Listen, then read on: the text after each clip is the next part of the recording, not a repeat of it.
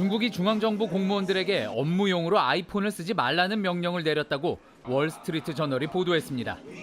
중국 정보통신 기업을 제재해온 미국에 대한 맞대응입니다. 애플 매출의 18%를 차지하는 중국 시장은 미국, 유럽에 이어 세 번째로 큽니다. 아이폰 금지령이 확대될 수 있다는 우려에 애플 주가가 이틀 연속 급락해 시가총액 250조 원이 사라졌습니다. 앞서 중국의 화웨이는 미국의 제재에도 아이폰에 못지않는 첨단 스마트폰을 출시해 미국에 충격을 줬습니다. The sanctions have definitely slowed them down. The only question is, they're fighting those sanctions and they're doing an amazing job of fighting those sanctions. 그러자 백악관은 화웨이에 대한 새로운 대응을 시사했습니다. 대중국 수출 통제가 제대로 작동하는지 따져보겠다는 겁니다. I'm confident that approach is built on a set of principles, and then we need to make updates to the parameters of our rules as we go forward. 아이폰 문제에 대해선 조만간 중국 측과 만나 논의하겠다고 했습니다.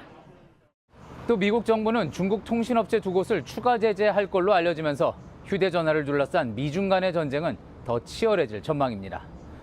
워싱턴에서 JTBC 김필규입니다.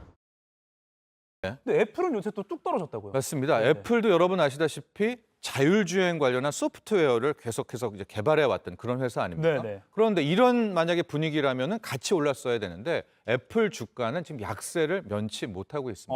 한번 주가 볼까요? 예, 특히 예. 거의 뭐 200달러 간다 만다 하다가 지금 급격하게 170달러대까지 하락을 했는데 네. 여기에 핵심 악재가 하나 떴습니다.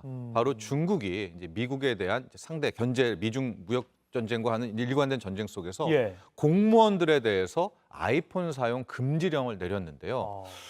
얼핏 저게 무슨 악재야 하겠죠. 그러나 여러분 중국의 공무원의 숫자는 7,500만 명에 달합니다. 그러니까 거의 7천만 명 이상이 이제 아이폰을 못 쓰게 된다라고 하니까 상당한 악재고요.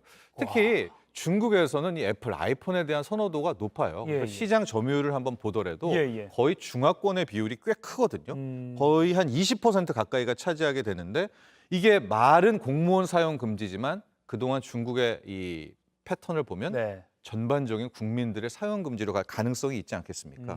그래서 애플 같은 경우에는 오히려 이 중국 악재로 하락을 면치 못하는 엊그젠가요? 애플 15 신형 아이폰에 출시가 됐었는데도 이게 이연령 비연령인데 네. 저는 뭐 그닥 그렇게 나쁘진 않았었거든요. 예. 뭐 M자 탈모도 없어지고 그런데 아마 이런 악재 속이라서 그런지 오히려 기대에 미치지 못했다, 혁신이 없었다라는 또 혹평을 받으면서 주가가 더 약세를 보이는 이런 상황이 연출됐습니다.